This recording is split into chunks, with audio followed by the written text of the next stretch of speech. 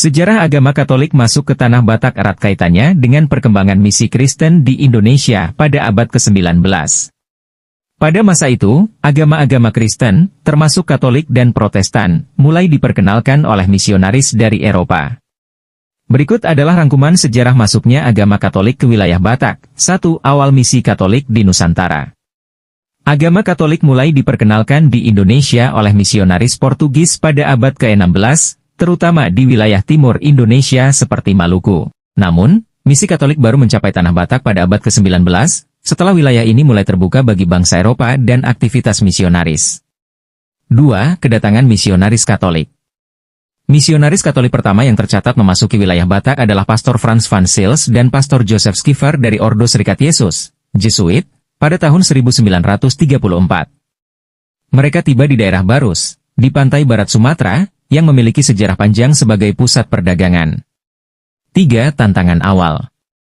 Misi Katolik di Tanah Batak tidak langsung berkembang dengan pesat. Pada awalnya, misionaris menghadapi tantangan besar, termasuk perlawanan dari masyarakat Batak yang sudah memiliki tradisi adat dan kepercayaan sendiri, agama Parmalim, serta kehadiran misionaris Protestan yang lebih dulu ada di sana, seperti para misionaris dari Rheinische Missionsgesellschaft, RMG. Asal Jerman yang sudah beroperasi sejak tahun 1860-an. 4. Perkembangan awal Gereja Katolik.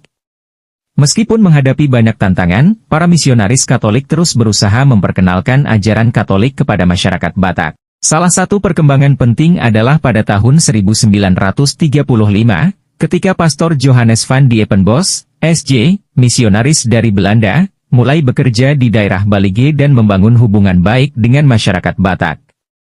5. Penerimaan dan pertumbuhan. Gereja Katolik di Tanah Batak mulai tumbuh secara perlahan. Pada tahun 1940-an, komunitas Katolik Batak semakin berkembang, terutama di wilayah Toba dan Samosir. Meskipun pertumbuhannya tidak secepat Protestan, Gereja Katolik terus memperluas pengaruhnya di kalangan masyarakat Batak. 6. Gereja Katolik setelah kemerdekaan. Setelah Indonesia merdeka, misi Katolik di wilayah Batak terus berkembang. Pada tahun 1950, berdirilah Keuskupan Agung Medan, yang mencakup seluruh Sumatera Utara, termasuk wilayah Batak.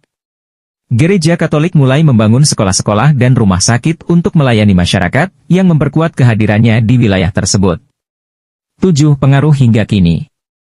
Hingga saat ini, agama Katolik memiliki jumlah penganut yang signifikan di Tanah Batak, meskipun Protestan lebih dominan di wilayah tersebut. Umat Katolik Batak terus berkembang, dan gereja-gereja Katolik banyak ditemukan di berbagai daerah di Sumatera Utara, khususnya di wilayah Tapanuli.